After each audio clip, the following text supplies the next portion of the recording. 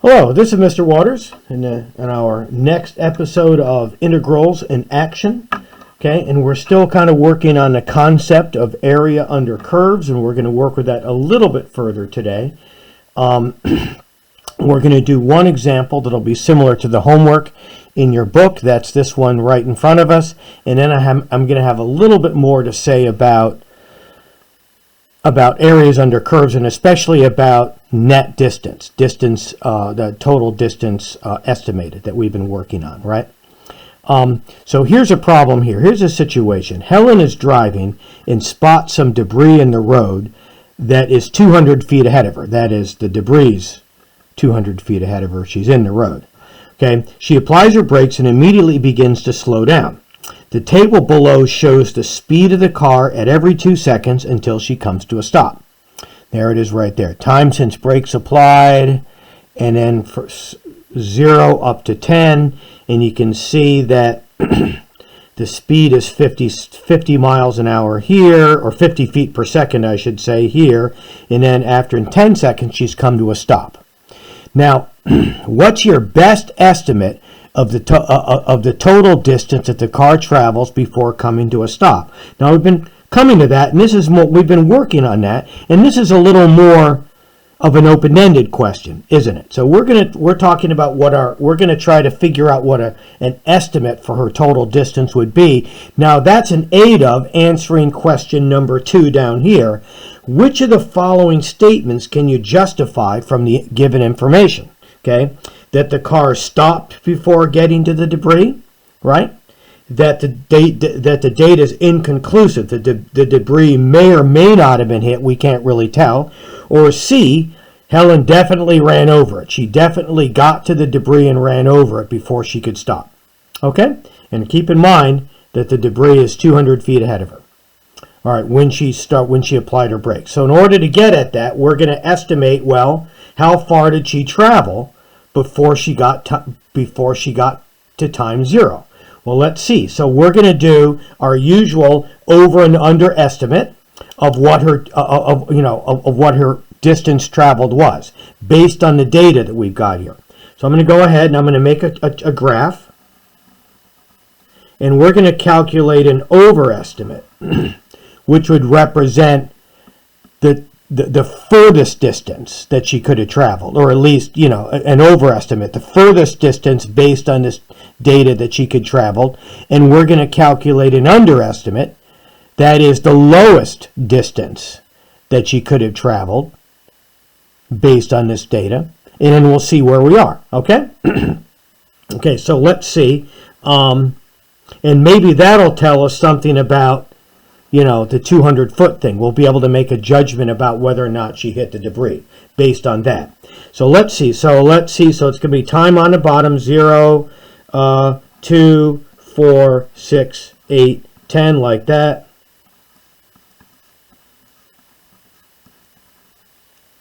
And then the speed is over here. This is a speed graph, remember. Okay, so this is going to be 10, 20, 30, 40, 50, like that.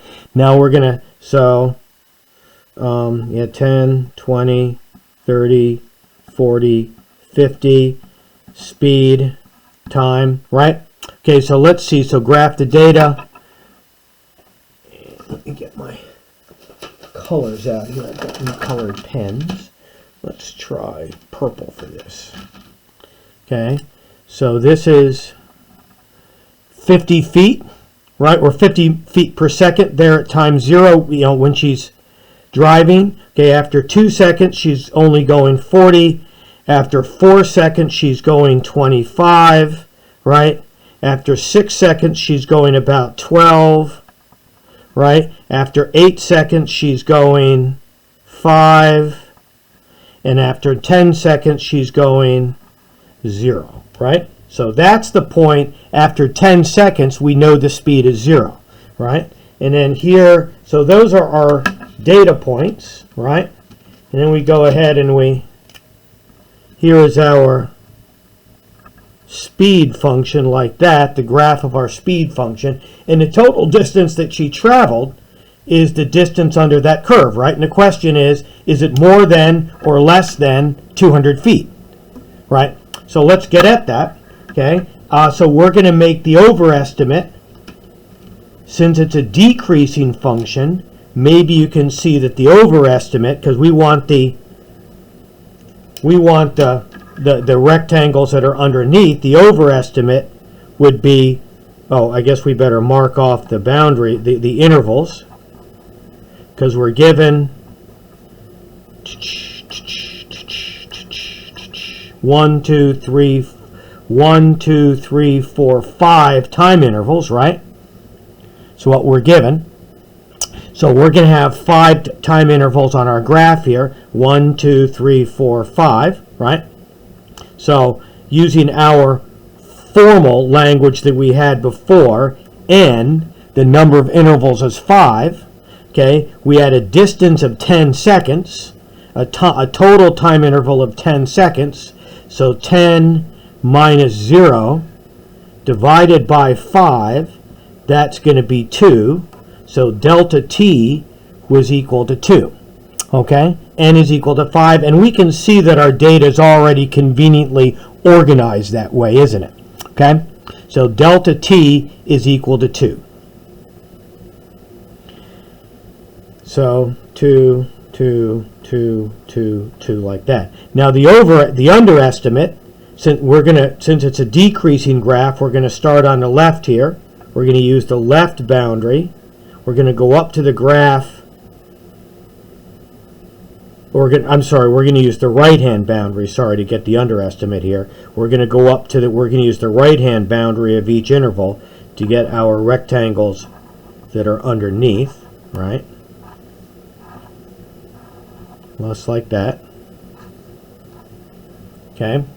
So this rectangle here, that's 40 high. So the underestimate, we'll put it right here, which is the same thing as in this graph, the same thing as the right sum, is going to be 2 times 40, 2 times 25,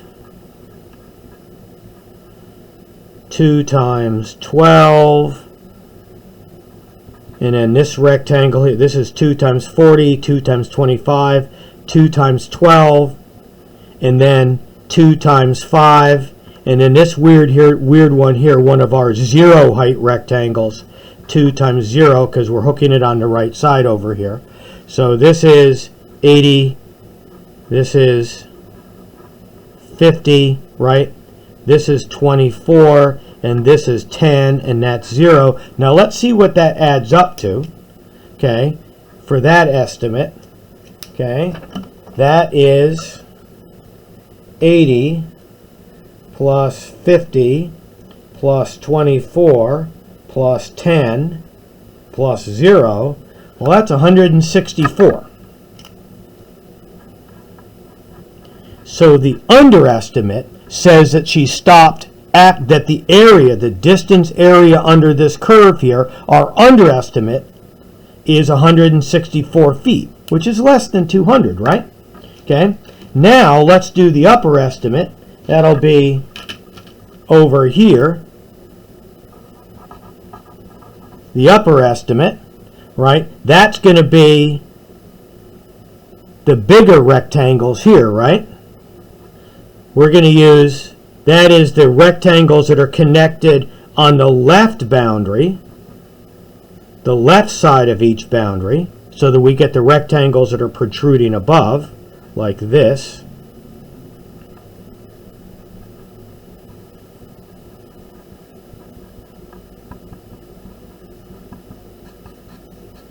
That's those rectangles there, right? Okay, so for the upper estimate, we're using the heights, the left-hand heights here. So that's going to be starting at 0, and the widths are, delta t is still 2. 2 times 50, 2 times 40, 2 times 25, 2 times 12, and 2 times 5.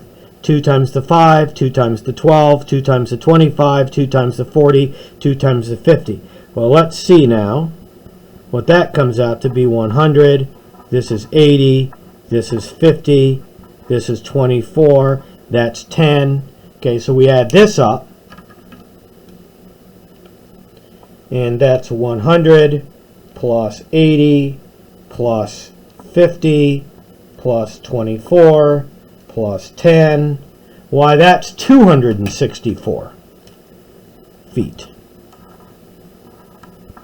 So the upper estimate, which is also, as you can see here, we called that the left sum. Since this is a decreasing function, the left sum gives us the upper estimate, the overestimate, the right sum gives us the underestimate. So for the overestimate, we used these numbers here, and for the lower estimate, we used these numbers here, right? Anyway, so that's 264 feet. So what do you think? Oh, that's more than 200. So we know, all we know is that the actual distance, which is the area under this curve, you know, which this would be this, you know, like that, is somewhere between 164 and 264. Well, oh, look, the distance, the debris distance is 200.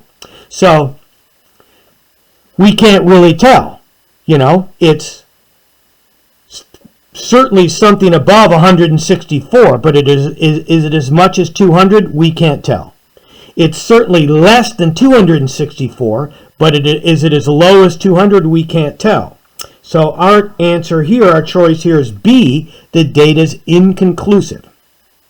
Okay, what we need somehow is a more precise way to estimate that area.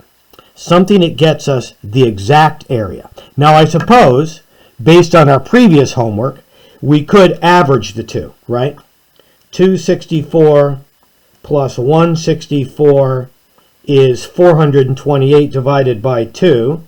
So if you average the two, we actually get 212, which is more than 200. But since this is not a constant function here, right, we don't know that the area is exactly between, right?